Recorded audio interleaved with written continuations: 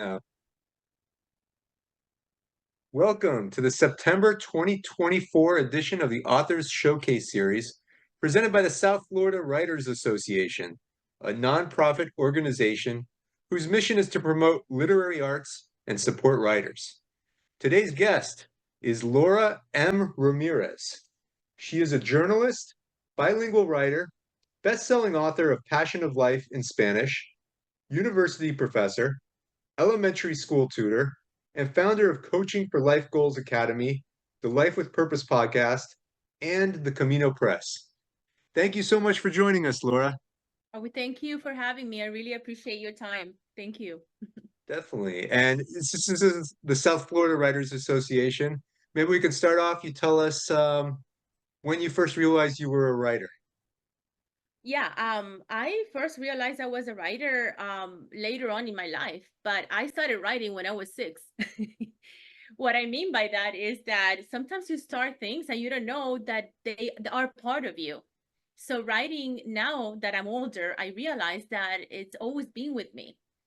Writing is it's been with me since I was 6, 7 when I started writing my first poem, then my first song. Then I moved to another country and I just wrote my life out. And later on I said, "Oh, look, I'm a writer. I'm a writer." And when I moved from New York to Miami, which was my case, I started with the engineering career. I didn't find the same kind of program in Miami, so I said, "Well, the next thing I can do is write." So I went back to writing, and I that's how I became a journalist. You're a bilingual writer. You write in English and Spanish. Yes, Are there different challenges, different approaches you take with each language? absolutely. Absolutely. When I was writing for El Nuevo Herald, my editors told me, "You have your English in your head." When I was writing for the English editor, he's like, "You have your Spanish in your head." So it's been a constant struggle. Struggle is a kind of strong word. It's been a constant trying to become better and better and better each time, because when I was writing in Spanish, I always thought in English and vice versa. So in front of my editors, it was always like, "Okay, Laura, where are you now? Are you in Spanish or are you in English?" So I personally, that's been my, it's been in my head all the time. Yeah. And And what did you continue to write? this day. Mhm. What did you write about for El Nuevo Herald? I had What a was your column. subject? Yeah, I had a column. I graduated from the University of Miami with a master's degree in print journalism, and I started writing for El Nuevo Herald when in my head I had English, but I had to translate it again and go back to Spanish. Mm. So they said, "Okay, you can write a column on the community, the immigrants that come to the United States and how they make it here, how they start with their children." So I had it was called Abriéndose Camino, like opening the ways. And each day I dealt with immigration, I dealt with medicine, like what kind of doctors am I go and medical companies I'm going to call to say, "Oh, I'm an immigrant, I have no money, where do I take my children?" Or even myself. Technology, education. So each day I had a topic to deal with. And so I had contacts and I called contacts and what can my people do to move forward. So I had that for El Nuevo Herald, and also for travel section. I wrote about Bogota, Colombia, Buenos Aires, Argentina. I wrote about London, England, different articles. Then when I worked for Neighbors, it was the community. It was, police cases and what's going on, programs in the community for children, and that kind of thing. Is there a story you're most proud of? No, all of them are. Okay, All of them nice. are. It's like people asking you, "What's your favorite child?" Who's Yeah, your yeah, favorite child? I can't tell you. I like this one more than the others. Some were tougher than others, but in the end, it was just my writing and myself putting it on paper, and with that responsibility that others are going to read you. So it's just the same way for all of them.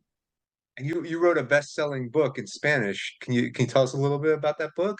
Yeah, I wrote it 10 years ago, 15 years ago. Wow. I took it out 2 years ago. Okay. This is the book. It's Pasión de Vida, which now I'm going to have it in English as well. But I wanted to do it in Spanish for my daughters because it has to do with recipes in the family that were handed, from generations to generation or from friends. I said, Laura, you're busy. Because when I was a journalist, I had migraine headaches and I had two Oh, babies. And so my friend told me, Laura, you should become a yoga teacher. And I'm like, oh, yoga? Okay, I've never considered that, but let's do that. So I became a yoga instructor as well. And so that calmed me down to be able to continue my career, my family with my children, and my writing. Pasión de Vida was written 15 years ago. Basically, to let my daughters know you have to maintain your Spanish, you have to maintain your main language, and also the recipes that we've learned through time with my grandparents from Spain, my parents from Cuba, my family in Canada, in Colombia, my husband, and from London. So that's what this book is about, Pasión it's de Vida. available. It's available on Amazon. People can On buy it. Amazon. Yeah, yeah, Okay, it is on great. Amazon. Now it is on Amazon and Kindle. But I'm gonna Kindle. have the Okay, hard copy and soft copy in I think my editor told me in October. We're and gonna put it out. Yeah, and it's going to yeah. be in English in October.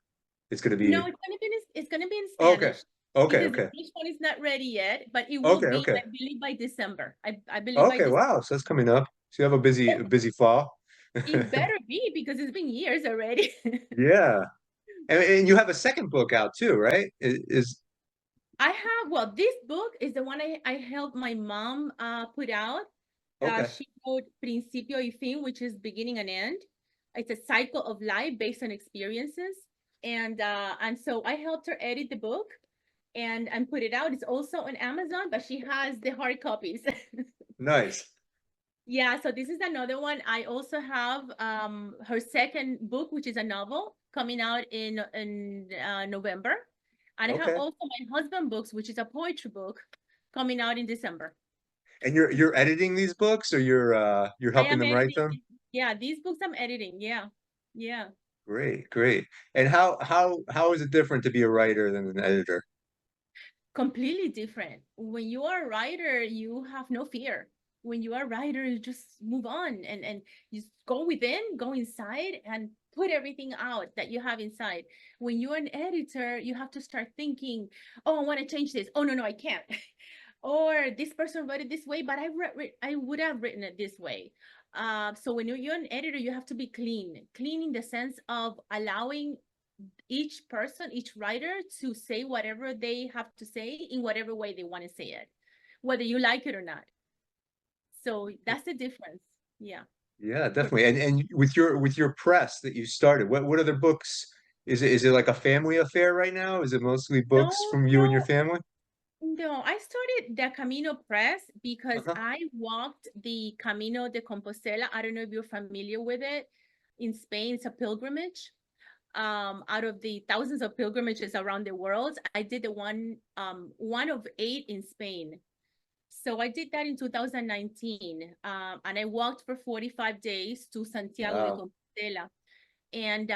And so that Camino word it's also in my Spanish podcast.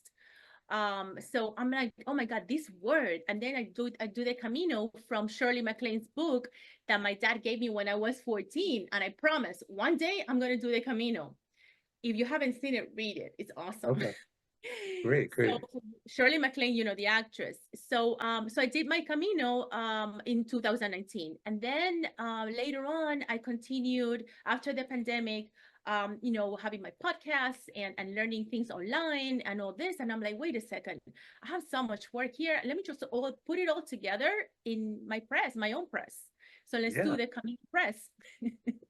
great. So And here we what go. tell me about your podcast too.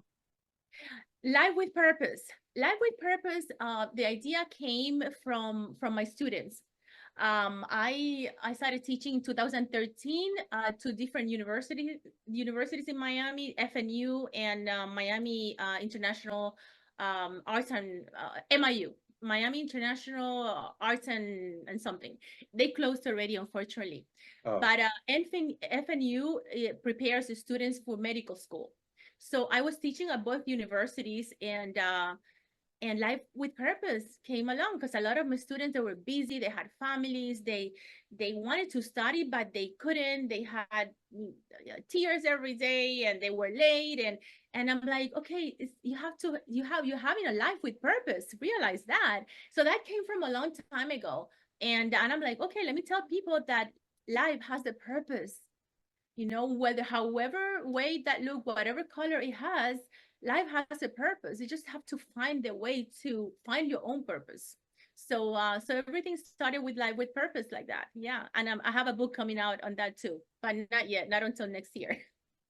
Okay, so talk about it then. So you live in beautiful Pacific Palisades, California. Do you come back to South Florida sometimes? How All often are the you back here? time, Yeah. all the time, because I still have my house there. Oh, I still, nice. Okay. Okay. yeah, in South Miami. Okay. Yeah. Nice. And how has South Florida Writers Association helped you out? How Oh, has it been a amazing. help for you?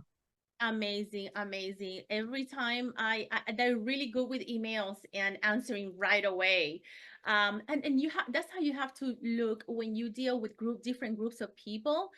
They're all different and everybody has a different agenda and everybody works in a different way. I have like friends and some students is phone, phone, phone, phone all the time. My daughters, phone, phone, phone all the time. Other people is just emails, and they don't care about social media that much, or they don't care about phones that much. And other people is actually writing, sending you postcards, and I think it's beautiful. It's beautiful to see this, and I saw this in South Florida, a writers association. You saw people from different ways of life doing different things, and there's no room there to criticize anything because everything is beautiful. It depends on what lens you look at these things, no. But I've been it's been amazing. Holly's been amazing, Great. all the time. I don't know what to say. Yeah, yeah, yeah. No, no, you did a good advertisement for it. Um, Oh, so I tell didn't me, mean tell, to. It's from my no, it's heart. good. It's good. It's It's from good. my It's, heart, I swear. yeah, no, definitely, definitely. No, those are the best kinds of advertisements from your heart. Um, so tell me, you're writing, you're working on a book now. What's your writing process? Do you wait till you're motivated? Do you make sure you have a time every day you write? Um, this thing that people say, some people say that you have to be inspired to write and you have to find the right thing, the right moment and the right environment. It doesn't work for me. I have writing inside of me all the time. And if it were for me, I would be writing all the time, 24/7. I understand that for some people that they might need to get inspired or get a specific topic to write about. Maybe also because I'm a journalist, I always had to be like thinking ahead of time. Hmm. I'm working on this story today, but then next week I have to work on 5 more stories that have to deal with these contacts and these people. So, so maybe because of that, I'm always like, you tell me, sit down now and write about this, and I sit down and write about this. I'm not going to tell you how long, how much, maybe just 1 page or maybe 50, but that's how I feel about writing. I don't think that writing is a stone on the way. Do you have any writers that inspire you that have influenced you? Oh my goodness. Yes, I do. And even though I've written a lot in English and Spanish and French and Portuguese a little bit, the Spanish writer that passed away in 2019, Carlos. Oh my God, I forget his last name now. Carlos, I forget his last name now, but I'll send it to you. Okay. He's amazing. He is amazing with his stories about Barcelona, Spain, and he takes you from 15th century to the 19th century and back again to the 13th century, and he intertwined these stories in such a way that oh my God, I can't do that. I'm not going to be able to do that. So yeah, he's been one of the, and I even gave him to my mom. I'm like, you have to read this guy, and she's like, yeah, yeah, yeah. And one day she did, and she I think she's written already. She's read already like 3 of his books. It's got like 5 or 6, but he passed away sadly like at 57 or something like that. Yeah. And he's young, and his writing is only in Spanish, or is it in English too, or is No, it it's in translated? English too. It's I in know English. that Okay. I think Okay. he's translated most of his books. He used to live here in California, actually. Okay. Yeah. Great. Great. Yeah. Yeah. And what do you feel are the differences as a writer in California as in Miami? Are there any differences for you as a writer? Not for me. No. Not for me. For me, it's just, the things that I see in Miami. I see the beach. The people are different. Here I see the mountains, a different kind of beach. The Pacific, whales. I see a lot of animals. Oh, wow. In terms of in terms of that, yeah. When I'm going to describe something, I'm like, oh, now I have this to use. But in terms of me, I think that I'm the same. Great. And is there anything else we haven't talked about that you'd like to discuss with the viewers? Not really. If anybody needs to my help with editing books, I'm more than happy to help through Camino Press, the Camino Press. My books are coming out. I'm also a tutor, so if anybody has a child that needs some tutoring, I also do that online. I do online tutoring and in person. And other than that, I just want to continue writing and publishing. Are you And still if teaching anyone yoga has as well? Are you still teaching yoga? I'm not teaching right now because it's Okay, too okay. much. Too much. I, yeah, Yeah. it's too much because also to teach yoga, you have to set up your class, and it's going to be like this today. And my classes are an hour and a half. Oh, wow. So yeah, it's not like 40 minutes and let's just do a little Intense. stretching and that's it. It's the actual, from beginning to end, meditation and relaxation and shavasana and all that. So and stretching all the muscles.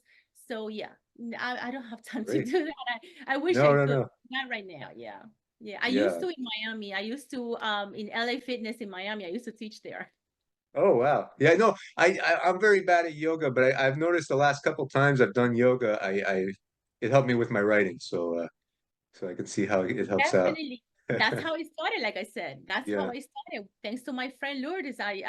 She's like, I'm like yoga. No, I'm a Catholic. I can't do yoga. She's like, that has nothing to do with anything. I'm like, what do you mean it has nothing to do with anything? Well, I got into yoga. I love my teacher Rosella that I've had for I don't know for all this time. And she's amazing. And one thing has nothing to do with the other. It's basically just to center yourself so that you can do the things that you want to do and also physically to help your body, not to gain weight, not to have headaches, to be calm and relaxed. So absolutely. Yeah. Yeah. Great. Well, Laura, thank you so much for the time. Oh God, thank you so much. I really appreciate it. I'm so good to meet you. Definitely, definitely. Yeah. I have to bring you to my podcast at some point. You gotta let me know when you're ready. That'll be fantastic. Yeah, hopefully you'll do better with technical difficulties than I did. Uh, I don't know. It depends. All right, Okay, my I'm gonna pleasure. And thank you to the South Florida Association, Writers Association for everything they've given me and me great. and my mom for these past 2 years, 3 years, Oh, 4 years. I don't know. well, maybe they'll have your mom as a guest when her book comes out. Okay, already. Yeah.